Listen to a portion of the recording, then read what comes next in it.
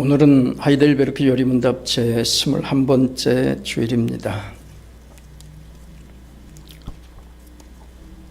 하이델베르크 요리문답은 독일 역사와 관계가 있습니다. 노비양금법으로 유명한 우리나라 고려시대 광종 때 이 독일에 신성 로마 제국이 펼쳐져서 덴마크의 일부부터 이탈리아의 일부까지 다스리는 참으로 큰 나라가 800년 정도 이어지게 됩니다. 그 신성 로마 제국, 홀리 로만 엠파이어는 각 주의 제후들 중에 황제를 뽑아서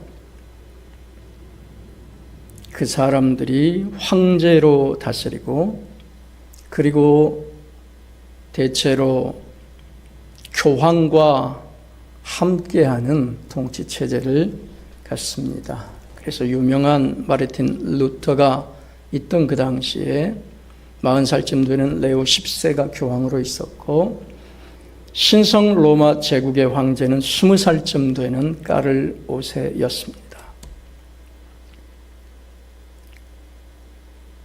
마르틴 루터의 시대가 가고 한 50년쯤, 한 세대 또는 두 세대 정도가 지난 1560년대 당시에 독일 남부, 독일의 맨 남부는 뮌헨주입니다. 바이에른 뮌헨. 이탈리아에 가까우니까 당연히 로마 가톨릭세가 세겠죠. 그 왼쪽에 튜빙겐주가 있습니다. 튜빙겐도 상당히 유명하고 특히 튜빙겐 대학교가 유명하죠. 그리고 그 위에가 조그만 이 하이델베르크가 있습니다. 하이델베르크는 그 당시 빨제의 주도인데, 이 하이델베르크를 다스리는 통치자가 그 당시 선제후 프리드리히 3세입니다. 선제후라 하면 영어로 일렉터라고 표현할 수 있는데, 신성 로마 제국의 황제를 뽑을 수 있는 제후입니다. 옛날 우리나라 역사로 보면 통일주체국민회의의 그 의원들, 체육관에서 대통령을 뽑는 그 특별한 사람들, 그런 사람들입니다. 그 선제후 황제를 뽑을 수 있는, 선거에 나갈 수 있는, 투표할 수 있는 제후였던 이 프리드리히 3세가 개혁교회로 개종한 후에 자신의 주 안에 있는 백성들이 어떻게 하면 성경을 바르게 할까를 구심하다가 우르시누스라고 하는 천재 학자를 불러 교리문답서, 묻고 답하는 이 카테키즘을 만들도록 요청합니다. 그래서 우르시누스, 우리나라 옛날 대웅제약인지 웅진제약인지에서 나온 우루사라고 하는 이 건강보조식품이 있습니다. 우루사, 곰이란 뜻이죠. 그때 백일섭이라는 그 통통한 배우가 나와서 우루사 했던 그 기억이 있는데, 우루사는 곰이란 뜻이에요. 우르시누스, 당연히 곰이란 뜻입니다. 이 우르시누스가 28살에 지혜대학교의 총장을 할 정도로 학식이 뛰어난 사람인데, 마르틴 루터도 칼빈도 다 그런 사람들이죠. 특히 마르틴 루터는 라틴말로 성경을 줄줄줄줄 외울 정도의 천재였습니다. 칼빈도 그렇고 이 우르시누스도 그렇습니다. 이 우르시누스가 하이델베르크 요리문답을 작성합니다. 이 하이델베르크 요리문답의 작성 내용은 크게 세 가지입니다. 고대교회의 전통을 따라서 사도신경, 십계명, 주기도문을 강론한 것입니다. 그런데 우르시누스는 독특하게 이걸 세 개의 기둥으로 세웁니다. 첫째, 하나님을 대항하고 반역하고 하나님에게서 떠난 인생은 비참하다 하는 것입니다. 영어로 미저리라고 표현합니다. 두 번째, 이 하나님으로부터 떠나 비참하게 된 인생이 어떻게 하면 구원을 얻는가 하는 것입니다. 사도신경을 길게 강의함으로 그 일을 오르시누스가 가르칩니다. 세 번째, 구원받은 주의 백성은 그럼 어떻게 하나님께 감사하는 삶을 살아야 하는가? 이게 세 번째입니다. 이 세 번째 하나님께 감사하는 방편으로 첫 번째가 십계명입니다. 두 번째가 주기도입니다. 그러니까 이 하이델베르크 요리문답은 첫째, 인생의 비참함을 알라. 두 번째, 사도신경을 강의함으로 곧 하나님, 예수님, 성령님에 대해서 가르침으로 우리 인생이 어떻게 구원을 받는가 하는 구속의 방편을 알려주십니다. 세 번째, 구원받은 우리는 어떻게 하나님께 감사하는가? 그 내용이 첫째가 십계명이고 둘째가 주기도입니다. 지난주 설교에 그러므로 오늘날 유행하는 NPP New Perspective on Paul, 미국 플로리다 위쪽의 캐롤라이나는 남캐롤라이나, 북캐롤라이나가 있는데 이 북캐롤라이나에 도럼이라고 하는 도시에 대학교가 하나 있다 했습니다. DUKE University, 듀크 유니버시티, 듀크 대학입니다. 이 듀크 대학은 신약신학이 강하다 했습니다. 윌리엄 데이빗 데이비스, E.P. 샌더스, 그리고 미국의 성공의 주교이기도 한 니콜라스 토마스 라이트, 이 세 사람들이 이어오면서 신학을 가르쳐 전 세계 앞에 예수도 믿고 율법도 지켜야 구원 얻는다는 사상을 가르쳤다 했습니다. 그러나 이미 이 하이델베르크 요리문답에서는 이미 이 우르시누스가 500몇십 년 전에 이미 말씀하기를 십계명은 지켜 구원 얻는 방편이 아니고 예수 믿고 구원 얻은 백성이 하늘의 법을 따라 사는 방편이라고 가르쳤습니다. 자, 이것이 지금 우르시누스가 줄곧 가르치는 복음의 내용입니다. 그 중에 오늘 우리는 제21주일 54문, 55문, 56문이 있는데 그 중에 저는 오늘 54문, 거룩한 보편적 교회에 관하여 당신은 무엇을 믿습니까? 답, 나는 하나님의 아들이 세상에 처음부터 마지막 날까지 모든 인류 가운데서 영생을 위하여 선택하신 교회를 참된 믿음으로 하나가 되도록 그의 말씀과 성령으로 자신을 위하여 불러 모으고 보호하고 보존하심을 믿습니다. 나는 지금 이 교회의 살아있는 지체이며 영원히 그러할 것입니다. 이 말씀 가운데 데살로니가전서 1장 5절 말씀을 택해서 오늘 말씀을 증거하도록 하겠습니다. 예수 그리스도가 자신의 교회를 말씀과 성령으로 자신의 백성들을 불러 모아 세우신다는 내용입니다. 지난주에도 제가 말씀을 드렸고 또 자주 말씀을 드리는 바라 여러분이 잘 아시겠지만 이 종교개혁교회 하나인 이 독일의 사람들이 미국으로 건너올 때 그 사람들은 자기들의 지역과 날씨가 비슷한 이 캐나다와 미국의 국경 지역인 오데호, 5개의 큰 호수, 그곳으로 이사를 많이 왔습니다. 그래서 칼빈주의자들이 보통 일리노이주, 시카고 근처 쪽에 또는 미시간주 이런 쪽에 산다면 이 루터교회 신자들은 그 왼쪽인 미네소타주에 주로 삽니다. 미네소타주는 2개의 큰 도시가 있는데 그 미네소타주에 아우그스부르크라고 하는 도시는 독일 남부 바이에른 뮌헨 지방 그쪽에 있는 도시인데 이 종교개혁 교회가 세워지고 루터란 교회가 아우그스부르크 신앙고백서를 작성함으로 자신들의 신앙의 기치를 세웠던 곳입니다. 그러므로 자신들의 어머니와 같은 도시입니다. 그래서 미네소타 미국에 사는데도 출판사 이름이 아우크스부르크 출판사입니다.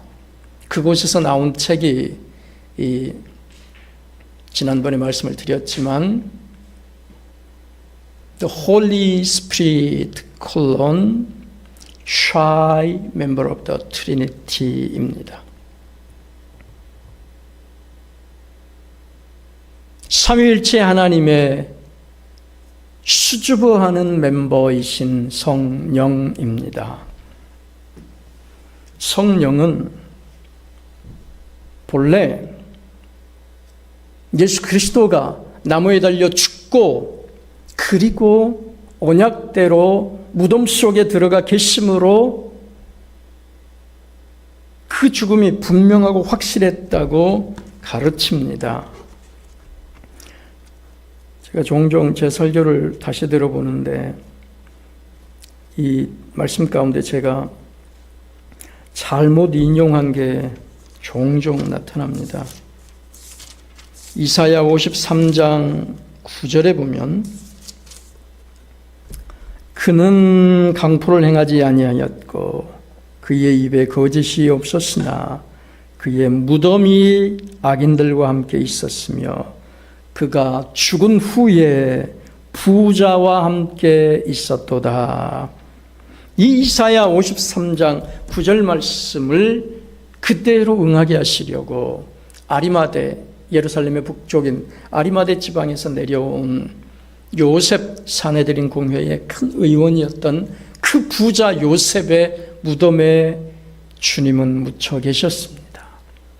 그리고 사흘 만에 다시 살아나서 하늘에 오르셨고 하나님께 나아가 히브리서 9장 24절 말씀대로 그분은 손으로 지은 성소에 들어가지 않고 곧바로 하나님께로 올라가사 자신의 몸을 보이시고 하나님께 내가 구원을 다 이루었습니다고 확증시켜 보이십니다. 그리고 하나님 보좌 우편에 앉으셔서 하늘과 땅의 권세를 다 가진 그분이 마태복음 18장의 말씀대로 교회도 통치하시고 우리 인생들도 통치하시며 이 세상의 나라와 권세자들도 통치하시며 온 우주와 하늘도 통치하십니다. 그 예수님이 친히 성령을 받아 교회와 우리 심장에 뿌리심으로 특히 오늘이 일반적으로 지키는 성령 강림 주일인데 성령이 교회에 오실 그때 사도행전 2장 역사가 그것인데 이 사도행전 2장에 보면 4절 그들이 다 성령의 충만함을 받고 성령이 말하게 하심을 따라 다른 언어들로 말하기를 시작하니라. 15개 지방에서 온 그 많은 사람들이 각자 자기의 말로 말하기를 시작했습니다. 우리가 생각할 때 방언 기도 그렇게 말을 많이 합니다. 한국 교회는. 그런데 성경은 방언 기도라고 잘 말하지 않습니다. 고린도서에서 말하는 그 말은 그것이 잘한다는 뜻이 아니고 잘 못한다는 지적입니다. 방언은 영어로 speaking with tongues 또는 speaking in tongues, 혀의 놀림으로 나오는 speaking, 말입니다. 언어입니다. 이걸 prayer with tongues 그렇게 말하지 않아요. 이 글로사라고 하는 이 그리스 말이 그런 뜻입니다. 그러므로 이 말은 구약의 이사야 28장 말씀, 구약 이사야 28장 11절, 그러므로 더듬는 입술과 다른 방언으로 그가 이 백성에게 말씀하시리라. 이 언약을 그대로 이루신 것입니다. 사도행전에서 예루살렘에서 지금 교회에서 예루살렘 사람들이 아니라 이방에서 온 사람들이 지금 성령 강림하실 그때 샬라샬라 자기들의 말로 말을 해버렸단 말입니다.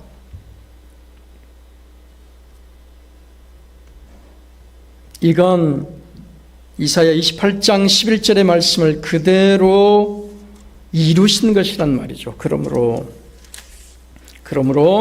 사도행전 2장 4절은 그들이 다 성령의 충만함을 받아 성령이 말하게 하심으로 다른 언어들로 말하기를 시작했다. 여기서 다른 언어들이라고 말하죠. 그럼 이게 무슨 뜻인가를 우리가 깊이 알아볼 필요가 있습니다. 첫째는 구약의 그 언약의 말씀을 그대로 이루었다는 것입니다. 이 말씀은 사실은 마태복음 21장 말씀과 함께 살펴보면 대단히 신속하게 알 수 있습니다. 마태복음 21장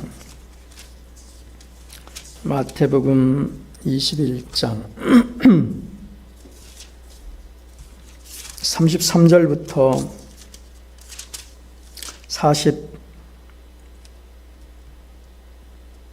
33절 한 비유를 들으라. 한 집주인이 포도원을 만들어 산울타리로 두르고 거기에 즙자는 틀을 만들고 망대를 짓고 농부들에게 새로 주고 타국에 갔더니 열매 거둘 때가 가까워 그 열매를 받으려고 자기 종들을 농부들에게 보내니 농부들이 종들을 잡아 하나는 심히 때리고 하나는 죽이고 하나는 돌로 척근을 다시 다른 종들을 처음보다 많이 보내니 그들에게도 그렇게 하였는지라. 후에 자기 아들을 보내며 이르되 그들이 내 아들은 존대하리라 하였더니 농부들이 그 아들을 보고 서로 말하되 이는 상속자가 아니냐. 그러므로 죽이고 그의 유산을 차지하자 하고 이에 잡아 포도원 밖에 내쫓아 죽였느니라. 그러면 포도원 주인이 올 때에 그 농부들을 어떻게 하겠느냐. 그들이 말하되 그 악한 자들을 진멸하고 포도원은 제 때에 열매를 바칠 만한 다른 농부들에게 새로 주지 아니하겠느냐. 예수께서 이르시되 너희가 성경에 건축자들이 버린 돌이 모퉁이에 머릿돌이 되었나니 이것은 주로 말미암아 된 것이요 우리 눈에 기이하도다 함을 읽어본 일이 없느냐. 그러므로 내가 너희에게 이르노니 하나님의 나라를 너희는 빼앗기고 그 나라에 열매 맺는 백성이 받으리라. 이 말씀을 이룬 것입니다. 더 쉽게 말하면 그동안은 아브라함의 이삭 제사 창세기 22장의 말씀을 따라 이스라엘 백성이 예수 그리스도가 이 땅에 태어나도록 하는 자궁, 모태가 된 것입니다. 그러므로 하나님이 이스라엘을 붙잡아 오신 것입니다. 그러므로 구약의 역사는 하나님의 오래 참으심입니다. 아브라함이 이삭 제사를 못 받아 사람이 죽어야 되는구나. 윤리적으로 어떻게 자기 아들을 잡아 죽이는 것이 종교가 될 수 있습니까? 그런데 복음을 깨달으면 이것이 복음이란 말입니다. 인생의 죄를 구속하기 위해서는 짐승으로는 안 되는구나. 사람 당사자가 죽어야 되는구나. 이걸 깨달은 이 네덜란드의 렘브란트는 아브라함의 이삭 제사를 2년씩이나 고치고 또 고치면서 그렸단 말입니다. 한 번은 천사가 아브라함의 뒤에서 날아와 아브라함이 칼로 이삭을 잡아 죽이려고 하는 그 손을 턱 치는 모습을 그렸고, 한 번은 천사가 옆에서 날아와, 뒤에서 날아오는 게 아니고 옆에서 급하게 날아와서 아브라함의 손을 탁 쳐서 아브라함이 이삭을 잡아 죽이려고 하는 그 장면을 멈추게 하는 장면을 그렸습니다. 아버지가 아들을 잡아 죽이는 종교가 세상에 어디 있습니까? 그런데 이것은 사람의 죄를 없이 하려면 사람이 죽어야 되는구나를 가르친단 말입니다.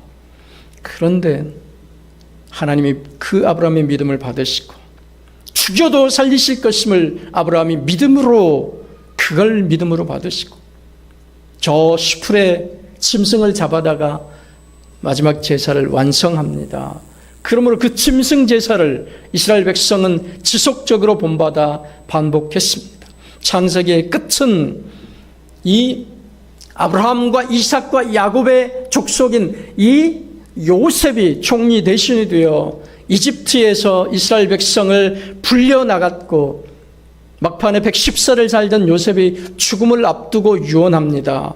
그 유언의 내용은 너희가 죽거든, 내가 죽거든 너희는 반드시 하나님께서 너희를 끌어 저 젖과 꿀이 흐르는 가나안 땅으로 인도하여 낼 것이니 그때 내 썩어 빠진 유고를 반드시 짊어지고 가 그 땅에 묻어다오 한 것입니다. 이삭을 제사했던 아브라함은 막벨라 굴에 묻혀 있습니다. 예루살렘이 저 남쪽. 이제 요셉의 유언을 함으로 창세기가 끝났는데, 이제 이 모세와 그리고 여호수아가 출애굽하여 그 백성들을 데리고 산에서 십계명을 받습니다. 그리고 여호수아 마지막 장은 이제 세겜 땅, 가나안 땅 저 북방에 있는 세겜 땅에 요셉의 유고를 가져와 무덤으로 이스라엘 백성이 가나안에 잘 정착했음을 보여줍니다. 그리고 반복해서 이제 그곳에서 제사를 하고 아브라함의 이삭 제사를 반복하고 짐승을 잡아 죽이는 제사, 그리고 시내산에서 받은 십계명의 제사의 법을 그대로 지켜 행하며 이스라엘을 세워갑니다. 그런데 이스라엘 백성이 1500년 동안 연습했던 그 예수님을 잡아 죽이는 그 일을 예수님이 직접 오니까 세례 요한 혼자 세상 죄를 짊어지고 가는 어린 양이로다 고백했고, 나머지는 다 예수를 배척했습니다. 그 예수가 나무에 달려 죽고 신명기 21장 23절의 말씀대로 하나님의 저주를 받아 죽으심으로 하늘이 등을 돌렸고 하나님도 외면하였다. 죄에 대해서 자기 백성을 구속하시는 그 예수 그리스도의 십자가에 대해서 그 죄가 철저하고 처절하여 하나님도 돌아앉으셨습니다. 흑암으로 세상이 뒤덮였고 죄 아래 갇힌 주님은 이 이사야 53장 9절의 말씀대로 그는 악인들과 함께 있었고 부자들과 함께 있었다는 말씀대로 이 무덤에 죽어 아리마대 부자의 무덤에 갇혀 있었습니다. 그런 그가 사흘 만에 살아나서 하나님 편에 오르시고 그리고 성령을 받아 우리 가운데 뿌리십니다. 그 성령이 오순절 성령 강림입니다. 그런데 그 성령 강림할 때 땅이 진동하고 난리가 아니었는데, 거기가 예루살렘인데 예루살렘 성에 절기를 지키기 위해서 전 세계의 이 디아스포라 유대인들이 몰려들었습니다. 그런데 자신들의 본국말을 다 잊어버렸고 이스라엘 말을 할 줄 모르는 그들이 각자 자기 나라의 말로 말을 하기 시작합니다. 이제 더 이상 이스라엘은 하나님 나라의 포도원이 아니라는 것이지요. 열매 맺는 포도원이 아니라는 것이지요. 구약 아까 말씀드린 이사야 28장 11절 말씀대로 이제 생소한 입술과 다른 방언으로 이 백성에게 말씀하게 하신다는 말씀대로 그 백성들이 방언을 함으로 이스라엘 백성이 아닌 이방인에게로 구원이 옮아갔음을 선포하시는 것입니다. 본래 십계명을 받기 전에 또 다른 말로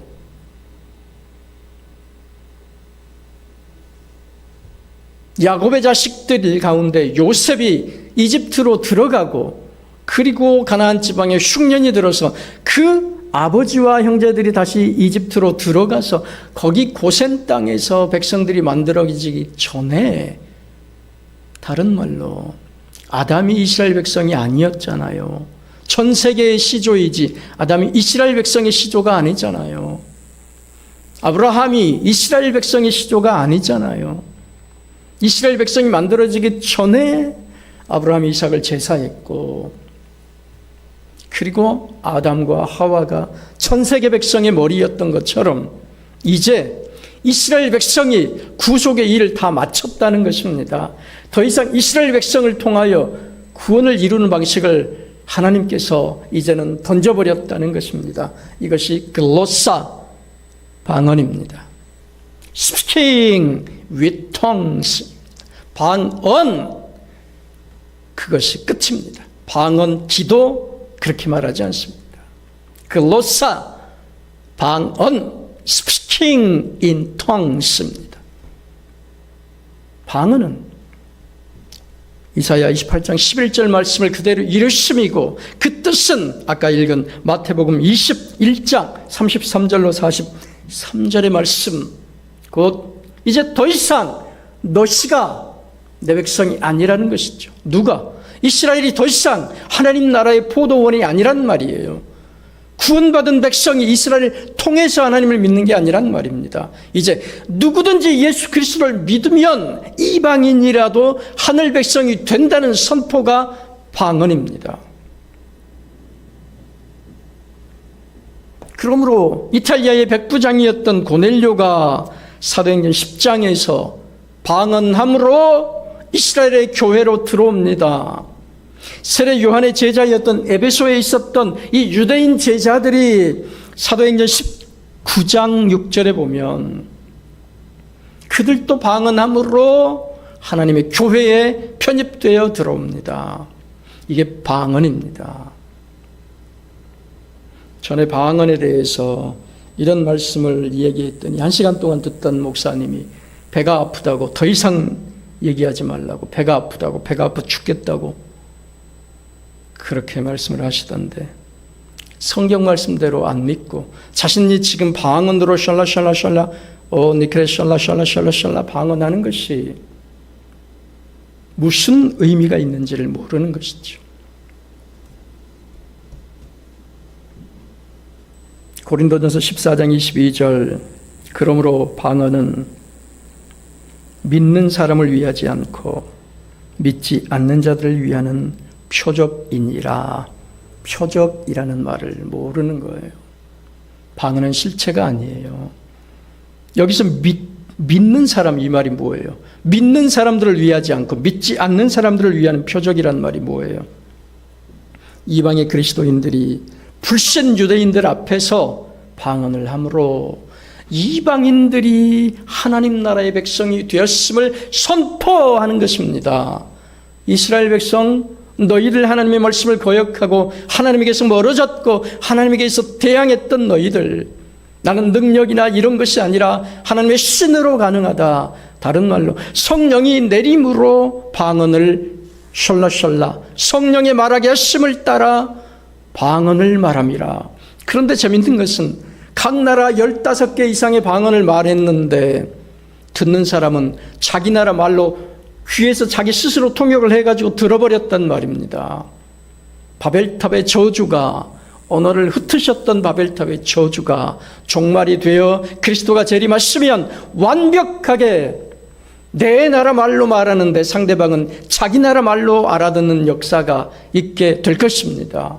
이것을 또한 이 사도행전 2장은 미리 보여주심입니다. 다시 말씀드리지만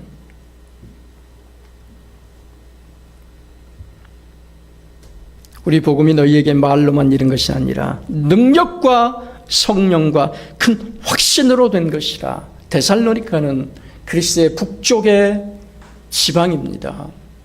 지금도 큰 성이 있고 멋진 도시입니다. 공항도 있고. 그리고 마케도니아 지방의 빌립의 아들이었던 알렉산더가 다스리던 동네, 다스리던 그 지역입니다. 그 지역, 그 백성들이 하나님의 말씀을 듣고 능력과 성령의 큰 확신으로 받아 일절 흔들림 없이 하나님 앞에 섰습니다. 여러분, 방언은 구약 이사야 28장 11절의 언약 약속이고 마태복음 21장 33절로 43절이 말하는 포도원 품꾼, 포도원, 하나님께서 포도원을 이제는 이스라엘이 아닌 이방인에게로 구원의 그 촛대를 옮겨버리셨음을 보이심입니다. 한국 교회는 원래 이방인 교회이죠. 우리는 이방인입니다. 이 안에 이스라엘 백성이 있습니까? 그러므로 방언할 필요가 1점 없단 말입니다. 성경의 가르침과 구속의 역사와 하나님 나라의 복음을 가르치며 주의 말씀 근거 안에서 성경 구절을 하나씩 대면서 방언에 대해서 이야기를 하는데 목사님 그만하세요. 더 이상 그만하세요. 배가 아파 죽겠어요. 그만하세요. 하나님의 말씀을 하는데 어찌 배가 아프단 말입니까? 한국 교회는 방언에 대해서 바르게 이해해야 합니다. 성령은 진리의 영이며 성령은 The Holy Spirit, shy member of the Trinity. 성령은 사도 요한의 가르침을 따르면 예수가 말씀하신 것을 생각나게 하는 영이며 사도 요한의 말을 그대로 따르면 알로스 파라클레토스여서 어너더 파라클레토스, 디퍼런트 파라클레토스가 아니란 말입니다.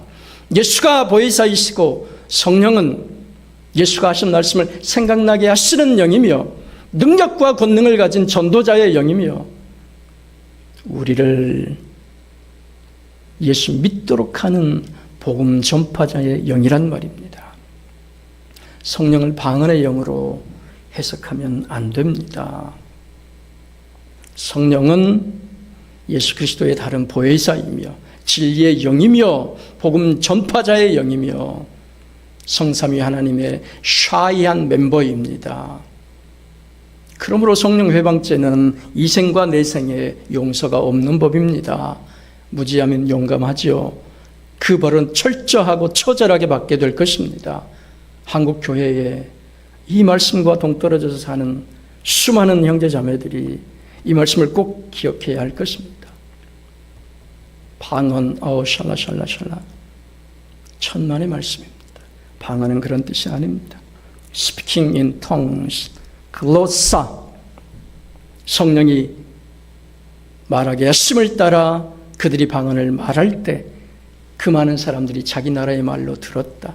더 이상 이제는 이스라엘 백성과 구원이 상관없다. 그러므로 오늘날 태극기와 이스라엘 국기와 미국 국기를 들고 설치는 이 오묘한 그리스도인들은 구원이 있겠습니까? 이스라엘 백성은 더 이상 하나님 나라의 구원의 방편으로 쓰임받을 수 없단 말입니다. 그 지금의 이스라엘 백성들이 아브라함의 후손이 아니란 말입니다.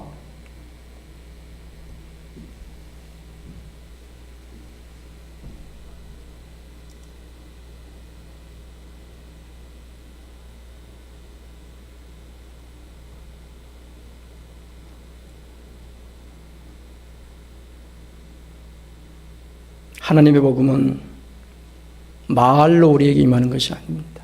능력과 성령과 큰 확신으로 우리 가운데 임했고 그 증거가 방언입니다. 표적. 믿는 자들을 위하지 않고 믿지 않는 자들을 위하는 표적이라. 고린도전서 14장 22절. 방언도 패하고 예언도 패하리라. 왜? 방언은 표적이니까. 더 이상 이스라엘이 하나님 나라의 보도원이 아니라 이제는 예수 그리스도를 믿는 모든 이방인들이 다 하나님 나라의 백성이 된다는 표적입니다. 우리도 예수 그리스도를 통하여 유대인 없이 하늘 백성이 되었습니다. 성령이 우리 마음판에 계셔서 확실한 증거와 증언을 나타냈습니다. 그러므로 방언 없어도 구원을 받습니다. 넉넉히 받습니다. 오히려 방언을 자랑하고 교회를 회파하는 그들이 하나님의 저주 아래 들어갈 것입니다.